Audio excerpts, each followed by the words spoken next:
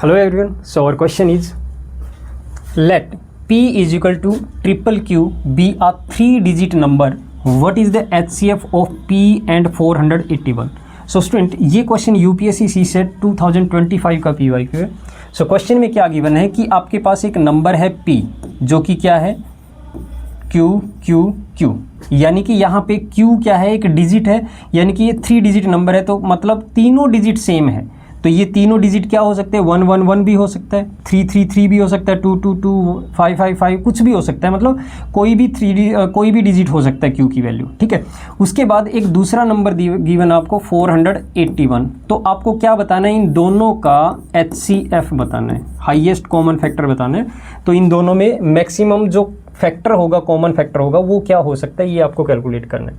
अब देखो स्टूडेंट, कोई भी 3 डिजिट नंबर जिसके तीनों डिजिट सेम हो उसको कैसे लिख सकते हैं. जैसे कि अगर मान लिया मैं ये कहूँ कि ये 333 है, तीनों डिजिट सेम है, तो क्या हम इसको 3 × 111 लिख सकते हैं? बिल्कुल लिख सकते हैं.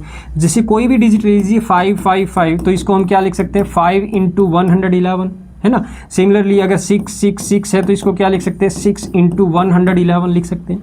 तो सिमिलरली अगर मैं बात करूं Q Q Q, तो इसको हम क्या लिख सकते हैं, Q × 111, है ना. तो ये क्या बन जाएगा, ये जो नंबर है ये Q × 111 लिख सकते हैं. और जो ये 111 है ना, ये होता है 3 × 37. हमारे पास यहाँ पे 111 के 2 फैक्टर होते हैं, 3 और 37.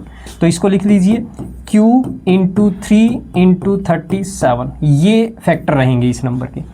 इसी तरह से 481 के क्या फैक्टर होंगे, 481 को 13 × 37 लिख सकते हैं. ये कैसे पता चलेगा ऐसे नंबर में, देखो हम क्या करते हैं, जब भी किसी भी नंबर के फैक्टर्स बनाते हैं तो प्राइम नंबर से डिवाइड करके देखते हैं. जैसे प्राइम नंबर आपके क्या है, 2 3 5 7 11 13, इन नंबर से डिवाइड करते हैं. तो जब हम 1 बाई 1 देखते हैं कि ये 2 से 3 से 5 से 7 से 11 से डिवाइड नहीं हो रहा, तो कहीं ना कहीं जैसे कि 13 से पता चल जाएगा कि ये 13 से डिवाइड हो रहा है. तो 13 फिर जो डिवाइड करने के बाद जो रिजल्ट आएगा उसको मल्टीप्लाई कर दीजिए, तो ये 2 फैक्टर यहाँ पे आ जाएंगे. अब हमें क्या कैलकुलेट करना है, इसका HCF मतलब हाईएस्ट कॉमन फैक्टर. अब इन दोनों में कॉमन फैक्टर क्या है आपका, 37. ये जो 37 है, साफ नज़र आ रहा है कि ये 37 ही इनका कॉमन फैक्टर है और ये हाईएस्ट कॉमन फैक्टर है. इसके अलावा कोई भी कॉमन फैक्टर नहीं होगा. क्यों नहीं होगा, क्योंकि देखो 13 3 ये कुछ भी इनमें कॉमन नहीं है.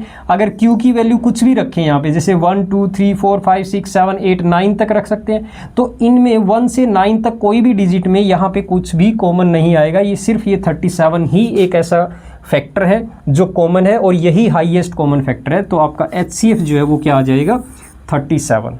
सो our answer will be option C, 37. Okay student, I hope आपको ये क्वेश्चन अच्छे से क्लियर हो गया होगा. Thank you.